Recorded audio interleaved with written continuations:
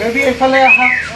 কিয় মাতিলা বাবা? মই এফালে যাব ওলাইছিলো। আৰে মই তোমাৰ পাপা হয়, তোমাকতো মই তেনেকৈ ডাঙৰক কথা ক'বলৈ শিকোৱা নাই ন। সৰি পাপা। আৰে চব কথাতে চৰি ক'লে সকলো সমস্যাৰ সমাধান নোলাব নহয়। কোৱা এতিয়া বাবা, কি ক'ব আছে কোৱা।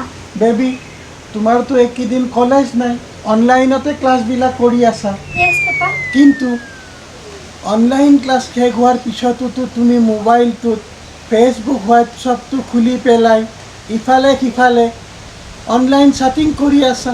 এইফালে তোমাৰ মাৰতো খবৰ নাই সেইবোৰ ৰাখিবলৈ, আৰু মাৰ ভাত ৰান্ধি থকাৰ সুযোগ লৈ তুমি এইফালে ফেচবুকৰ ইনবক্সত গৈ বগা ভাইটিৰ লগত তুমি ভৱিষ্যতৰ পৰিকল্পনা কৰি আছা। নাই পাপা, তোমাৰ এইবোৰ মিছাতে কোনোবাই এনেই লগাইছে। আৰে মা, মইতো তোমাৰ পাপা হয় ন।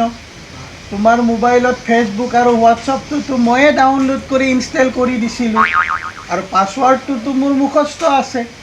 তুমি কাৰ লগত কথা পাতিছা, কাৰ লগত ভিডিঅ' কলিং কৰিছা, কাৰ লগত ইনবক্সত গৈ ভৱিষ্যতৰ পৰিকল্পনা কৰিছা, কাক মেছেজ দিছা, সকলোবিলাকটোতো মই মোৰ মোবাইলটোতে তোমাৰ পাছৱাৰ্ড লগাই চাই আছোঁ।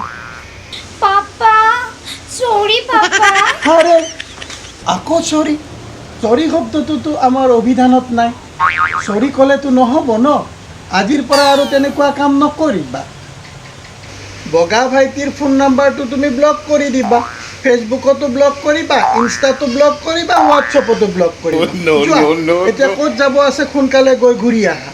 Okay papa.